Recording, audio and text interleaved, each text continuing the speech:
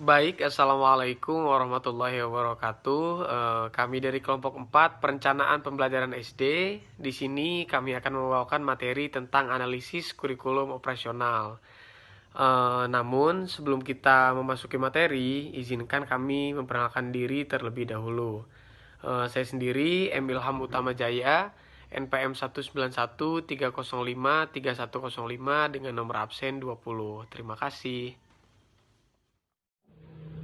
Perkenalkan, nama saya Dina Estiliana, NPM 19130531108, nomor absen 8. Perkenalkan, nama saya Indah Rahayu, NPM 19530530818, nomor absen 15. Perkenalkan, nama saya Nurdini Estika Putri, NPM 1913053094, nomor absen 23. Nama saya Andini Pratiwi, NPM 1913053061, nomor absen 4. Nama Windy Junistia, NPM 1953053015, nomor absen 30. Untuk materi pertama, saya akan menjelaskan pengertian analisis kurikulum. Pengertian analisis adalah aktivitas yang terdiri dari serangkaian kegiatan seperti mengurai, membedakan, dan memilah sesuatu untuk dikelompokkan kembali menurut kriteria tertentu dan kemudian dicari kaitannya lalu ditafsirkan maknanya. Pendapat lain menyebutkan analisis adalah suatu usaha dalam mengamati sesuatu secara mendetail dengan cara menguraikan komponen-komponen pembentuknya atau menyusun komponen tersebut untuk dikaji lebih lanjut. Dari penjelasan tersebut dapat disimpulkan bahwa pengertian analisis adalah sesuatu proses untuk memecahkan atau menguraikan suatu informasi atau materi menjadi komponen-komponen yang lebih kecil sehingga lebih mudah dimengerti dan mudah dijelaskan. Kurikulum diartikan sebagai suatu dokumen atau rencana tertulis mengenai kualitas pendidikan yang harus dimiliki oleh peserta didik. Melalui suatu pengalaman belajar, pengertian ini mengandung arti bahwa kurikulum harus tertuang dalam satu atau beberapa dokumen atau rencana tertulis. Dokumen atau rencana tertulis itu berisikan pernyataan mengenai kualitas yang harus dimiliki oleh seorang peserta didik yang mengikuti kurikulum tersebut. Terima kasih. Materi yang selanjutnya yaitu tujuan dan fungsi analisis kurikulum. Adapun tujuan dari analisis kurikulum itu sendiri yang pertama yaitu mengkaji kelebihan dari KTSP dan K13. Yang kedua yaitu mengkaji metode apa yang sesuai digunakan dalam pembelajaran yang efektif. Dan yang ketiga yaitu mengkaji dan menguji kecocokan kurikulum pada program pembelajaran. Yang selanjutnya yaitu fungsi analisis kurikulum. Yang pertama yaitu berfungsi sebagai memperbaiki kelemahan dari kurikulum sebelumnya. Yang kedua yaitu menciptakan metode baru dalam pembelajaran yang efektif. Dan yang ketiga yaitu meningkatkan produktivitas SDM atau sumber daya manusia dalam dunia pendidikan. Materi yang selanjutnya yaitu ruang lingkup analisis kurikulum. Ruang lingkup analisis kurikulum terdiri dari berbagai aspek. Yang pertama yaitu konsep kurikulum. Kurikulum merupakan suatu yang direncanakan sebagai pegangan dalam mencapai tujuan pendidikan. Kemudian aspek yang kedua yaitu fungsi kurikulum. Fungsi kurikulum ini terdiri dari berbagai jenis. Yang pertama yaitu fungsi kurikulum dalam rangka mencapai tujuan pendidikan. Kemudian fungsi yang kedua yaitu fungsi kurikulum bagi peserta didik sebagai organisasi belajar yang tersusun dan disiapkan untuk siswa sebagai salah satu konsumsi pendidikan bagi mereka. Fungsi kurikulum yang ketiga yaitu fungsi kurikulum untuk guru. Fungsi kurikulum untuk guru terbagi menjadi 3 macam. Yang pertama yaitu sebagai pedoman dalam menyusun dan merorganisir pengalaman belajar bagi anak didik atau peserta didik. Fungsi yang kedua yaitu sebagai pedoman untuk mengadakan evaluasi terhadap perkembangan anak. Dan fungsi yang ketiga yaitu sebagai pedoman dalam mengatur kegiatan pendidikan dan pengajaran. Selanjutnya, yang keempat, fungsi kurikulum bagi kepala sekolah dan pembinaan sekolah. yaitu sebagai pedoman dalam mengadakan fungsi supervisi, mengembangkan kurikulum lebih lanjut, dan sebagai pedoman untuk mengadakan evaluasi kemajuan belajar. Selanjutnya, fungsi yang terakhir yaitu fungsi kurikulum bagi orang tua murid, yaitu dapat turut serta membantu usaha sekolah dalam memajukan putra-putrinya. Kemudian, aspek yang ketiga yaitu komponen kurikulum. Yang pertama terdiri dari tujuan, kedua bahan pengajaran, yang ketiga proses belajar mengajar, dan yang keempat yaitu evaluasi dan penilaian. Aspek yang keempat yaitu pengembangan kurikulum. Pengembangan kurikulum merupakan sebuah kegiatan yang mengacu untuk menghasilkan kurikulum baru. Aspek yang kelima yaitu landasan-landasan pengembangan kurikulum. Landasan pengembangan kurikulum ini terbagi dari berbagai landasan. Yang pertama yaitu landasan filosofis, yang kedua landasan sosial dan budaya, landasan ketiga yaitu psikologis, dan landasan yang keempat yaitu landasan organisatoris. Materi yang selanjutnya yaitu pengembangan kurikulum yang ada di Indonesia. Dalam mengembangkan sebuah kurikulum, terdapat beberapa faktor yang menyebabkan kurikulum tersebut dirubah. Beberapa faktor tersebut yaitu seperti masalah tantangan masa depan seperti arus globalisasi, masalah lingkungan hidup, kemajuan teknologi dan informasi, konvergensi ilmu dan teknologi, serta ekonomi berbasis ilmu pengetahuan. Kemudian, faktor yang selanjutnya yaitu kompetensi masa depan yang diantaranya meliputi kemampuan public speaking atau berkomunikasi, berpikir jernih serta kritis, kemudian kemampuan menjadi warga negara yang efektif, dan kemampuan mencoba untuk mengerti serta toleran terhadap pandangan-pandangan yang berbeda dengan kita. Materi yang selanjutnya yaitu landasan dalam pengembangan kurikulum. Dalam pengembangan kurikulum ini terdiri dari berbagai landasan. Yang pertama yaitu landasan filosofis. Pada landasan ini yaitu akan membahas serta mengidentifikasi tentang landasan filsafat dan implikasinya dalam pengembangan kurikulum. Kemudian landasan yang kedua yaitu landasan psikologis, yaitu akan membahas serta mengidentifikasi psikologis dan implikasinya dalam pengembangan kurikulum. Yang ketiga yaitu landasan sosial budaya. Kurikulum menentukan pelaksanaan dan hasil pendidikan. Dengan pendidikan diharapkan muncul masyarakat-masyarakat yang tidak asing dengan masyarakatnya itu sendiri. Maksudnya yaitu dengan pendidikan diharapkan lahirlah manusia-manusia yang bermutu, mengerti, dan mampu untuk membangun sebuah masyarakat. Oleh sebab itu, tujuan, isi, maupun proses pendidikan harus disesuaikan dengan kondisi serta karakteristik kekayaan dan pengembangan masyarakat. Yang selanjutnya yaitu landasan yuridis. Kurikulum pada dasarnya adalah produk yuridis yang ditetapkan melalui keputusan Menteri Pendidikan Nasional Republik Indonesia. Dengan demikian, landasan yuridis pengembangan kurikulum di NKRI ini adalah Undang-Undang Dasar 1945 pada pembukaan alinea keempat dan pasal 31. Kemudian pada peraturan-peraturan perundangan seperti Undang-Undang tentang Pendidikan pada UU nomor 20 tahun 2003, kemudian UU Otonomi Daerah, surat keputusan dari Menteri Pendidikan, surat keputusan dari Dirjen Dikti, kemudian peraturan-peraturan daerah dan lain sebagainya.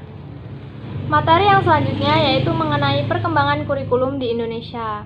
Di negara Indonesia memiliki beberapa perkembangan kurikulum. Yang pertama yaitu Rencana Pembelajaran 1947, yang kedua Rencana Pelajaran 1952, yang ketiga Rencana Pelajaran 1964, yang keempat Kurikulum 1968, yang kelima Kurikulum 1975, yang keenam Kurikulum 1984, yang ketujuh Kurikulum 1994, yang kedelapan Kurikulum 2004, dan yang kelima Kurikulum periode KTSP, serta yang ke-10 yaitu kurikulum periode 2013 atau sering disebut sebagai Kurtilas K13.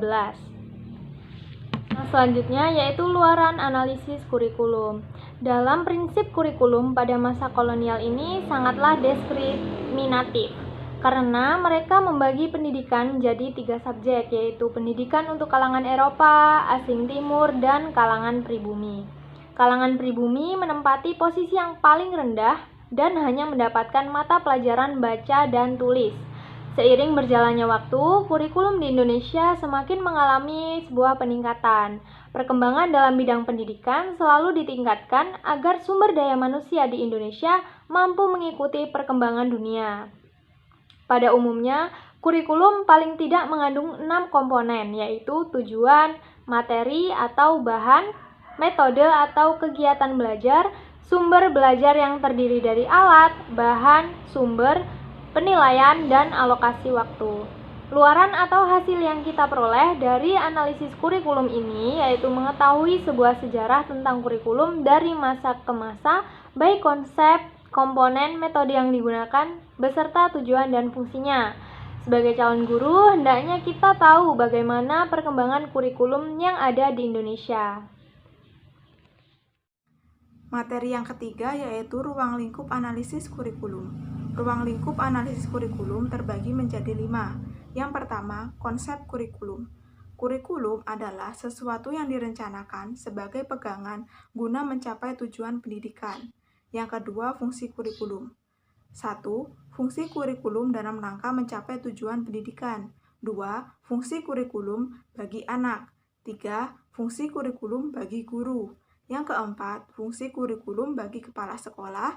Dan yang terakhir, fungsi kurikulum bagi orang tua murid. Yang ketiga ada komponen kurikulum. Adapun komponen kurikulum terdiri atas pertama, tujuan. Kedua, bahan pelajaran. Ketiga, proses belajar mengajar. Keempat, evaluasi dan penilaian. Yang kelima ada pengembangan kurikulum.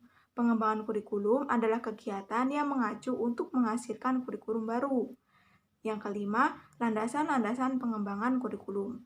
Adapun landasan-landasan pengembangan kurikulum meliputi pertama, landasan fisiologis, yang kedua, landasan sosial budaya, yang ketiga, landasan psikologis, dan yang keempat, landasan organisatoris. Pengembangan kurikulum yang digunakan di Indonesia. Dalam sebuah pendidikan terdapat kurikulum. Kurikulum ini dapat berubah-ubah.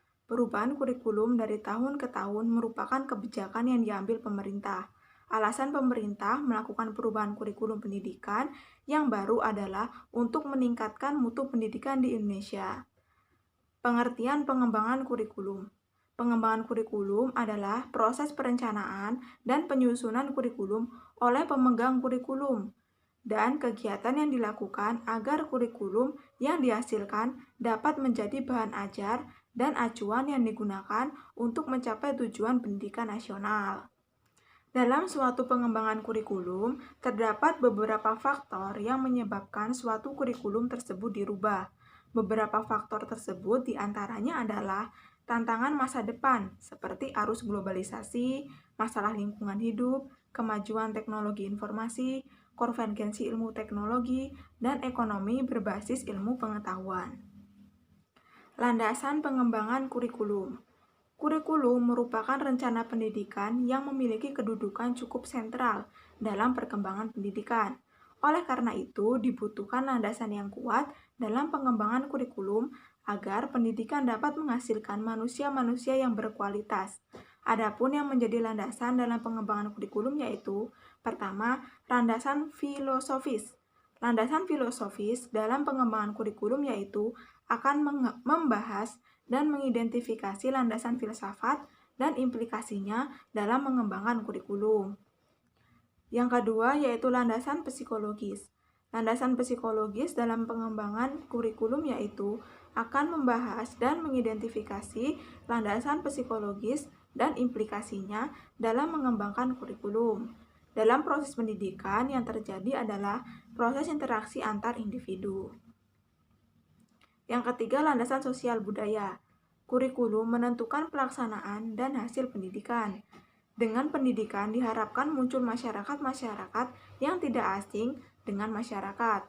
Dengan pendidikan diharapkan lahir manusia-manusia yang bermutu, mengerti, dan mampu membangun masyarakat. Oleh sebab itu, tujuan, isi, maupun proses pendidikan harus disesuaikan dengan kondisi, karakteristik, kekayaan, dan perkembangan masyarakat. Yang keempat, landasan yuridis. Kurikulum pada dasarnya adalah produk yuridis yang ditetapkan melalui keputusan Menteri Pendidikan Nasional Republik Indonesia. Landasan yuridis pengembangan kurikulum di NKRI yaitu ada Undang-Undang Dasar 1945 pada pembukaan alinea keempat dan pasal 31, peraturan perundangan seperti Undang-Undang tentang Pendidikan, Undang-Undang Otonomi Daerah, surat keputusan dari Menteri Pendidikan, surat keputusan dari Dirjen Dikti, peraturan-peraturan daerah, dan sebagainya. Prinsip-prinsip pengembangan kurikulum. Asep Heri Hernawan, DKK 2002, mengemukakan 5 prinsip dalam pengembangan kurikulum, yaitu yang pertama, prinsip relevansi. Secara internal bahwa kurikulum memiliki relevansi di antara komponen-komponen kurikulum, seperti tujuan, bahan, strategi, organisasi, dan evaluasi. Sedangkan secara eksternal bahwa komponen-komponen tersebut memiliki relevansi dengan tuntutan ilmu pengetahuan dan teknologi atau relevansi epistemologis, tuntutan dan potensi peserta didik atau relevansi psikologis, serta tuntutan dan kebutuhan perkembangan masyarakat atau relevansi sosiologis. Yang kedua, prinsip fleksibilitas. Dalam pengembangan kurikulum, mengusahakan agar yang dihasilkan memiliki sifat luas, lentur, dan fleksibel dalam pelaksanaannya, memungkinkan terjadinya penyesuaian-penyesuaian berdasarkan situasi dan kondisi tempat dan waktu yang selalu berkembang, serta kemampuan dan latar belakang peserta didik. Yang ketiga, prinsip kontinuitas. Adanya kesinambungan dalam kurikulum baik secara vertikal maupun horizontal. Pengalaman-pengalaman belajar yang disediakan kurikulum harus memperhatikan kesinambungan, baik yang di dalam tingkat kelas, antar jenjang pendidikan, maupun antar jenjang pendidikan dan dengan jenis pekerjaan. Yang keempat, prinsip efisiensi. Mengusahakan agar dalam pengembangan kurikulum dapat mendayagunakan waktu, biaya, dan sumber-sumber lain yang ada secara optimal, cermat, dan tepat sehingga hasilnya memadai. Yang kelima, prinsip efektivitas. Mengusahakan agar kegiatan pengembangan kurikulum mencapai tujuan tanpa kegiatan yang mubazir, baik secara kualitas maupun kuantitas. Perkembangan kurikulum di Indonesia. A. Rencana Pembelajaran 1947. Rencana Pembelajaran 1947 mulai dilaksanakan pada tahun 1950. Pada saat NKRI mulai memiliki Undang-Undang Nomor 4 Tahun 1950 tentang Sistem Pendidikan Nasional. Itulah undang-undang pertama tentang Sisdiknas yang kita miliki. Sisdiknas ini dikenal dengan dasar dan tujuan pendidikan dan pelajaran. Rencana Pelajaran 1947 memuat, pertama, daftar mata pelajaran dan jam pelajaran. Yang kedua, garis-garis besar pengajaran. Materi pelajaran tidak menekankan pada aspek pendidikan, pikiran atau kognitif, tapi menekankan pada aspek pendidikan watak, yakni kesadaran bernegara dan bermasyarakat, serta dikaitkan dalam kehidupan sehari-hari termasuk kesenian dan pendidikan jasmani. Yang kedua, Rencana Pelajaran 1952. Pada masa ini, NKRI masih menggunakan istilah rencana pelajaran. Istilah kurikulum belum lahir. Dengan menggunakan dasar pendidikan dan pelajaran nomor 4 tahun 1950, maka rencana pelajaran tersebut secara bertahap mulai dilaksanakan. Isi mata pelajaran dihubungkan dengan kehidupan sehari-hari. Dengan demikian, CTL atau Contextual Teaching dan Learning sebenarnya sudah ditetapkan pada masa itu.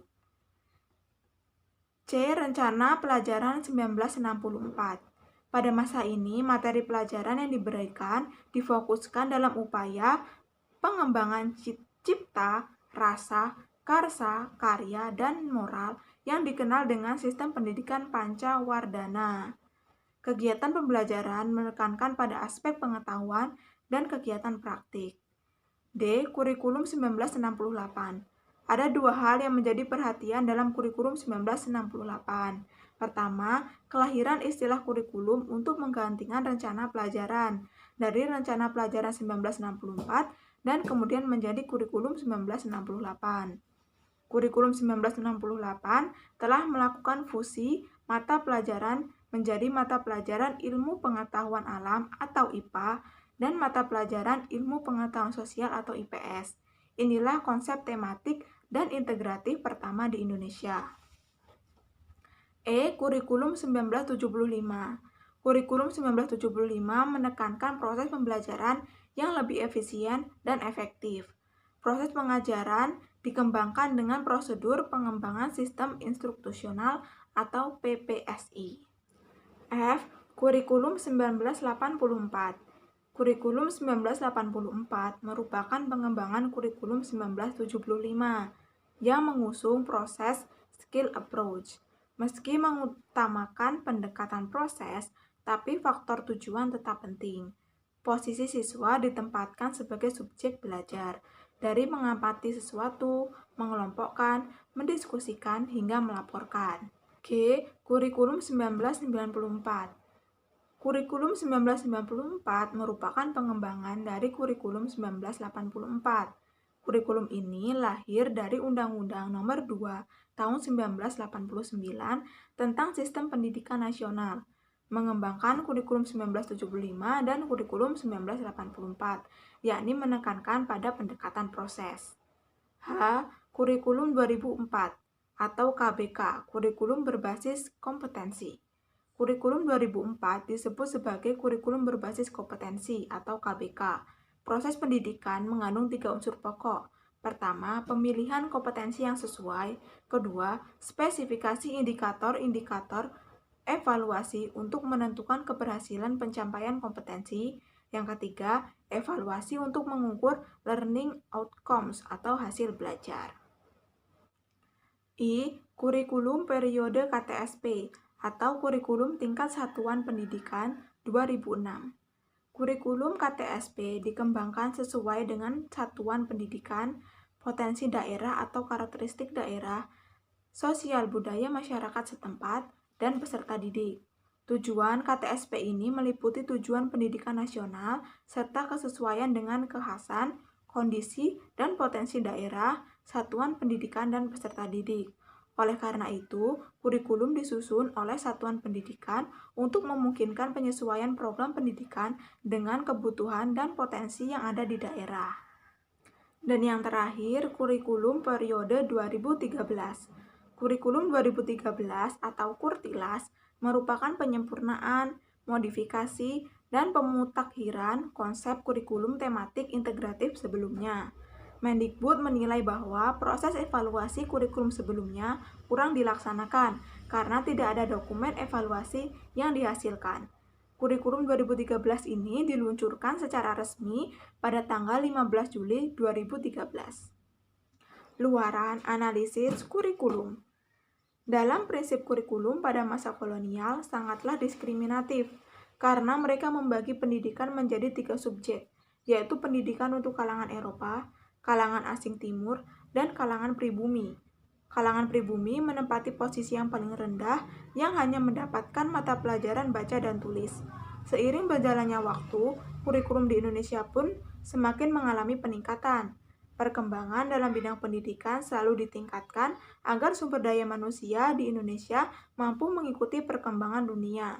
Pada umumnya, kurikulum paling tidak mengandung 6 komponen, yaitu tujuan, materi atau bahan, metode atau kegiatan belajar, sumber belajar yang terdiri dari alat, bahan, sumber, penilaian, dan alokasi waktu. Luaran atau hasil yang kita peroleh dari analisis kurikulum ini yaitu mengetahui sejarah tentang kurikulum dari masa ke masa, baik konsep, komponen, metode yang digunakan beserta tujuan dan fungsinya. Baiklah, materi yang selanjutnya yaitu mengenai analisis silabus. Nah, Sebelumnya kita harus tahu terlebih dahulu apa sih pengertian dari silabus ini. Nah, jadi pengertian dari silabus adalah rencana pembelajaran pada suatu atau kelompok mata pelajaran atau tema tertentu yang mencakup standar kompetensi, kompetensi dasar, materi pokok atau pembelajaran, kegiatan pembelajaran, indikator penilaian, alokasi waktu, dan sumber atau bahan atau alat belajar. Nah, itu adalah arti dari silabus sendiri. Nah, itulah teman-teman pengertian dari silabus itu sendiri. Kemudian selanjutnya prinsip pengembangan silabus. Nah, prinsip pengembangan menurut silabus BSNP tahun 2006 yaitu yang pertama ilmiah. Dalam arti keseluruhan materi dan kegiatan yang menjadi muatan dalam silabus ini harus benar dan dapat dipertanggungjawabkan secara keilmuan. Yang kedua yaitu relevan, dalam arti cakupan, kedalaman, tingkat kesukaran, dan urutan penyajian materi dalam silabus ini harus sesuai dengan tingkat perkembangan fisik, intelektual, sosial, emosional, dan spiritual peserta didik. Yang ketiga yaitu sistematis. Dalam arti komponen-komponen silabus harus berhubungan secara fungsional dalam mencapai kompetensi. Yang keempat yaitu konsisten. Nah, arti dari konsisten ini adanya hubungan yang konsisten dalam arti ajak atau taat asas antara kompetensi dasar, indikator, materi pokok, pengalaman belajar, sumber belajar, dan sistem penilaian. Dan yang kelima yaitu memadai, yaitu cakupan indikator, materi pokok, pengalaman belajar, sumber belajar, dan sistem penilaian cukup untuk menunjang pencapaian kompetensi dasar. Dan yang keenam yaitu aktual dan kontekstual, yaitu cakupan indikator, materi pokok, pengalaman belajar, sumber belajar, dan sistem penilaian memperhatikan perkembangan ilmu, teknologi, dan seni mutakhir dalam kehidupan nyata dan peristiwa yang terjadi. Dan yang ketujuh yaitu fleksibel. Nah, dalam arti keseluruhan komponen silabus dapat mengakomodasi keragaman peserta didik, pendidik, serta dinamika perubahan yang terjadi di sekolah dan muatan masyarakat. Dan yang terakhir yaitu menyeluruh. Artinya yaitu komponen silabus mencakup keseluruhan ranah kompetensi. Nah, kompetensi ini ada kompetensi kognitif, afektif, kemudian psikomotorik. Nah, itulah prinsip-prinsip pengembangan silabus. Nah, selanjutnya yaitu tahapan pengembangan silabus. Nah, ketika kita ingin membuat silabus, maka kita harus memperhatikan tahapan pengembangan silabus. Nah, bagaimana sih langkah-langkahnya? Yang pertama yaitu mengkaji standar kompetensi dan kompetensi dasar. Nah, dalam mengkaji standar kompetensi dan kompetensi dasar mata pelajaran, sebagaimana tercantum pada Sistem Satuan Internasional, kita perlu memperhatikan. Yang pertama yaitu urutan berdasarkan hierarki konsep disiplin ilmu atau tingkat kesulitan materi tidak harus selalu sesuai dengan aturan yang ada di Sistem Satuan Internasional. Yang kedua yaitu kita harus memperhatikan keterkaitan antara standar kompetensi dan kompetensi dasar dalam mata pelajaran. Dan yang ketiga yaitu kita harus memperhatikan keterkaitan antara standar kompetensi dan kompetensi dasar antar mata pelajaran. Kemudian yang kedua yaitu mengidentifikasi materi pokok atau pembelajaran. Nah, dalam mengidentifikasi materi pokok atau pembelajaran yang menunjang pencapaian kompetensi dasar, kita perlu mempertimbangkan. Nah, yang perlu kita pertimbangkan yang pertama yaitu potensi peserta didik. Yang kedua relevansi dengan karakteristik daerah. Dan yang ketiga yaitu tingkat perkembangan fisik, intelektual, ekonomi, sosial, dan spiritual peserta didik. Yang ketiga yaitu mengembangkan kegiatan pembelajaran. Nah, hal-hal yang harus diperhatikan dalam mengembangkan kegiatan pembelajaran adalah yang pertama yaitu kegiatan pembelajaran disusun untuk memberikan bantuan kepada peserta didik, khususnya guru, agar dapat melaksanakan proses pembelajaran secara profesional. Yang kedua yaitu kegiatan pembelajaran memuat rangkaian kegiatan yang harus dilakukan oleh peserta didik secara berurutan untuk mencapai kompetensi dasar. Dan yang ketiga yaitu harus sesuai dengan hierarki konsep materi pembelajaran. Yang keempat yaitu penentuan urutan kegiatan pembelajaran, dan yang terakhir yaitu rumusan pernyataan dalam kegiatan pembelajaran minimal mengandung 2 unsur perinci yang mencerminkan pengelolaan pengalaman belajar siswa, yaitu kegiatan dan materi. Dan yang keempat yaitu merumuskan indikator pencapaian kompetensi. Nah, indikator ini merupakan penanda pencapaian kompetensi dasar yang ditandai oleh perubahan perilaku yang dapat diukur yang mencakup sikap, pengetahuan, dan keterampilan.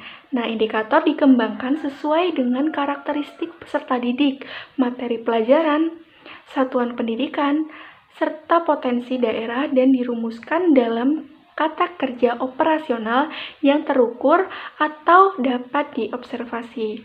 Indikator ini digunakan sebagai dasar untuk menyusun alat penilaian. Dan yang kelima yaitu penentuan jenis penilaian. Nah, jadi penilaian pencapaian kompetensi dasar peserta didik dilakukan berdasarkan indikator.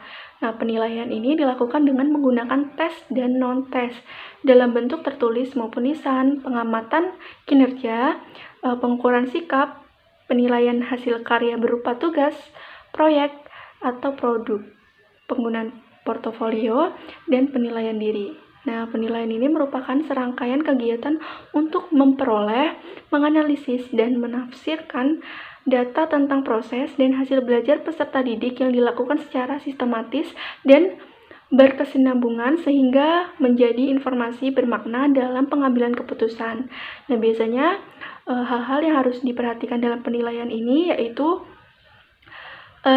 penilaian diarahkan untuk mengukur pencapaian kompetensi, dan selanjutnya yaitu penilaian menggunakan acuan kriteria, yaitu berdasarkan apa yang bisa dilakukan peserta didik setelah mengikuti proses pembelajaran dan bukan untuk menentukan posisi seorang terhadap kelompoknya. Dan yang keenam yaitu menentukan alokasi waktu. Penentuan alokasi waktu pada setiap kompetensi dasar didasarkan pada jumlah minggu efektif dan alokasi waktu mata pelajaran per minggu dengan mempertimbangkan jumlah kompetensi dasar, keluasan, kedalaman, tingkat kesulitan, dan tingkat kepentingan kompetensi dasar. Nah, alokasi waktu yang dicantumkan dalam silabus merupakan perkiraan waktu rata untuk menguasai kompetensi dasar yang dibutuhkan oleh peserta didik yang beragam.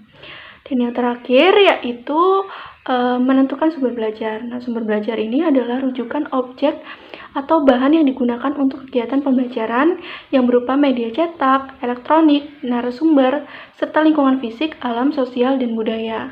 Jadi penentuan sumber belajar ini didasarkan pada standar kompetensi dan kompetensi dasar, serta materi pokok atau pembelajaran, kegiatan pembelajaran, dan indikator pencapaian kompetensi. Selanjutnya tentang komponen dan format silabus. Kita akan membahas komponen silabus dulu. Komponen silabus dibagi menjadi 9. Yang pertama, identifikasi atau identitas, yang mencakup nama satuan atau lembaga, nama mata pelajaran, tingkat atau derajat kelas. Nah, selanjutnya yang kedua tentang standar kompetensi. Standar kompetensi merupakan patokan tentang pengetahuan, keterampilan, dan sikap yang harus dimiliki oleh peserta didik untuk mengerjakan suatu tugas yang sesuai dengan apa yang dipersyaratkan. Yang ketiga ada kompetensi dasar. Kompetensi dasar adalah kompetensi yang terdiri dari sikap, pengetahuan, dan keterampilan yang bersumber dari kompetensi inti yang harus dikuasai oleh peserta didik. Yang keempat ada materi pokok. Materi inti yang digambarkan mengenai kompetensi utama yang dikelompokkan dalam aspek efektif, kognitif, dan psikomotorik untuk mencapai hard skill dan soft skill. Yang kelima ada kegiatan belajar.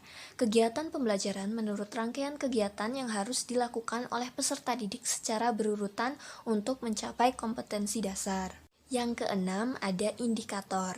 Indikator adalah sebuah petunjuk atau keterangan yang dijadikan sebagai tolak ukur untuk perkembangan dan penguasaan peserta didik. Yang ketujuh ada penilaian, teknik, jenis, bentuk, dan instrumen.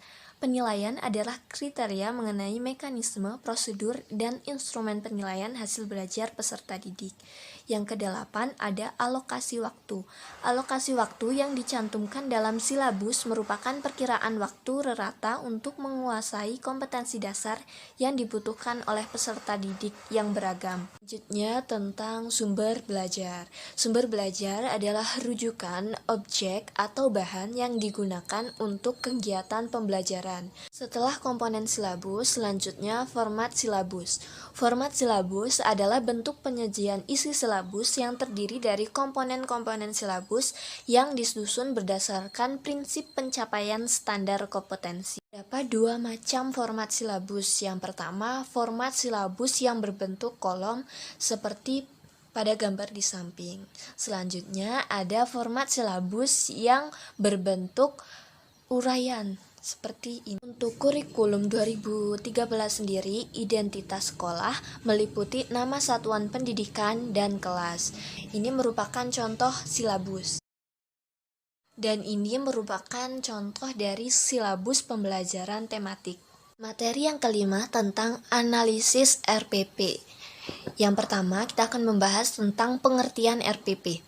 RPP atau Rencana Pelaksanaan Pembelajaran adalah rencana pembelajaran yang dikembangkan secara rinci dari suatu materi pokok atau tema tertentu yang mengacu pada silabus. RPP mencakup yang pertama ada data sekolah, mata pelajaran, dan kelas. Yang kedua ada materi pokok. Yang ketiga alokasi waktu.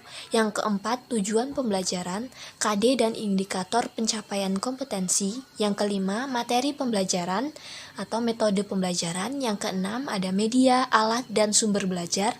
Yang ketujuh ada langkah-langkah kegiatan pembelajaran. Dan yang terakhir, yang kedelapan penilaian. Setelah membahas tentang pengertian RPP, sekarang prinsip pengembangan RPP. Berikut ini merupakan prinsip dalam pengembangan atau penyusunan RPP. Yang pertama ada RPP disusun guru sebagai terjemahan dari ide kurikulum dan berdasarkan silabus yang telah dikembangkan di tingkat nasional ke dalam bentuk rancangan proses pembelajaran untuk direalisasikan dalam pembelajaran. Yang kedua, RPP dikembangkan guru dengan menyesuaikan apa yang dinyatakan dalam silabus. Yang ketiga, ada mendorong partisipasi aktif dari peserta didik. Yang keempat, sesuai dengan tujuan kurikulum 2013 untuk menghasilkan peserta didik sebagai manusia mandiri dan tak berhenti belajar. Yang kelima, mengembangkan budaya membaca dan menulis. Yang keenam, proses pembelajaran dalam RPP dirancang untuk mengembangkan kegemaran membaca, pemahaman beragam bacaan, dan berekspresi dalam berbagai bentuk tulisan. Yang ketujuh, memberikan umpan balik dan tindak lanjut. Yang kedelapan, RPP memuat rancangan program pemberian umpan balik positif, penguatan, pengayaan, dan remedi. Yang ke-9, keterkaitan dengan keterpaduan. Yang ke-10, RPP disusun dengan memperhatikan keterkaitan dan keterpaduan antara KI dan KD, materi pembelajaran, kegiatan pembelajaran, penilaian, dan sumber belajar dalam suatu keutuhan pengalaman belajar. 11. Menerapkan teknologi informasi dan komunikasi. Dan yang terakhir, RPP disusun dengan mempertimbangkan penerapan teknologi informasi dan komunikasi secara terintegrasi, sistematis, dan efektif sesuai dengan situasi dan kondisi. Di sini saya akan melanjutkan materi tahapan pengembangan RPP.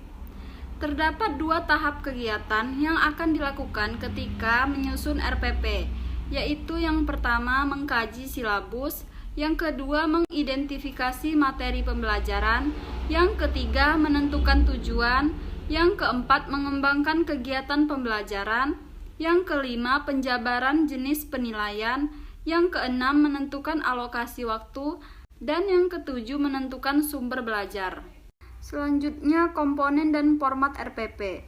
Komponen RPP yang pertama yaitu identitas sekolah, yaitu nama satuan pendidikan. Yang kedua identitas mata pelajaran atau tema atau subtema.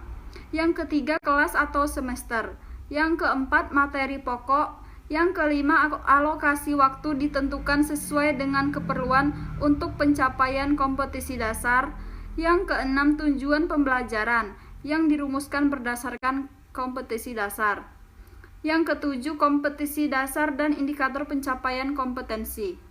Yang kedelapan, materi pembelajaran, memuat fakta, konsep, prinsip, dan prosedur yang relevan dan ditulis dalam bentuk butir-butir sesuai dengan rumusan indikator. Yang kesembilan, metode pembelajaran, digunakan oleh pendidik untuk mewujudkan suasana belajar dan proses pembelajaran agar peserta didik mencapai kompetisi dasar yang disesuaikan dengan karakteristik peserta didik.